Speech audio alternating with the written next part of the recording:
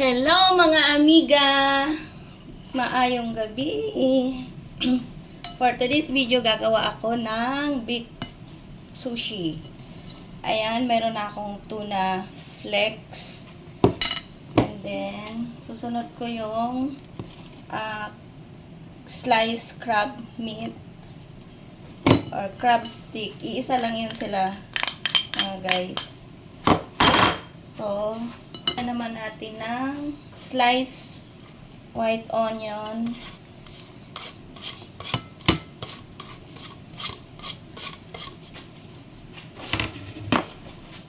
tapos sunod natin yung mayonnaise,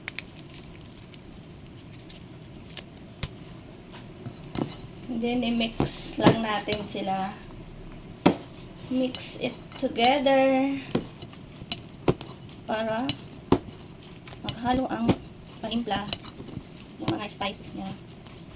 Ayan. So, wait lang natin yung rice. I'll be back. Lalagyan pala natin ng paminta. Nakalimutan ko kanina yung paminta. Lagyan natin yung paminta. I-mix natin mamaya. So, guys, ito na yung rice ko. About 5 cups. So, gagawa lang ako ng mix. Yan natin ng brown rice vinegar. So, since 5 cups to, 2 tablespoon ang ilalagay ko. And then, brown sugar. 1 tablespoon. Mix lang natin. So, yung iba, hindi naglalagay ng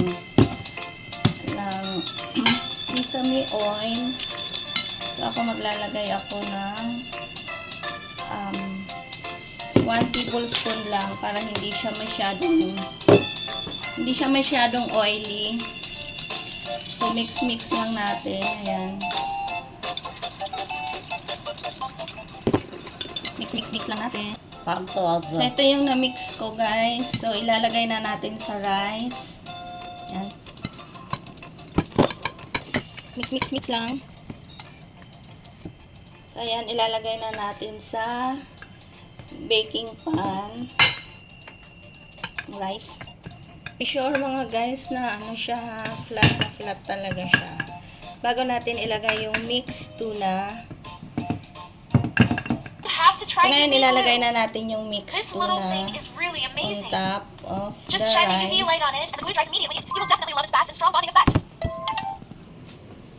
So, gagawa na rin tayo ng itlog. Ilalagay on top.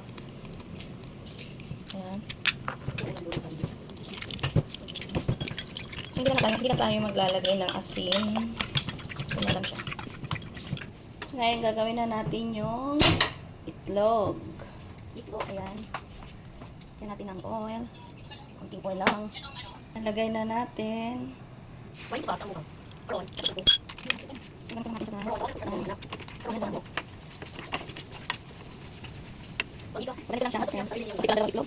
ito ilalagay na natin yung egg on top. Ayan. Ikalat-kalat lang. Spread lang. Ilagay na natin yung chopped seaweed. So, ready to oven na, mga guys. Ito na siya. Wow. 6 minutes and 25 seconds na. Ayan na.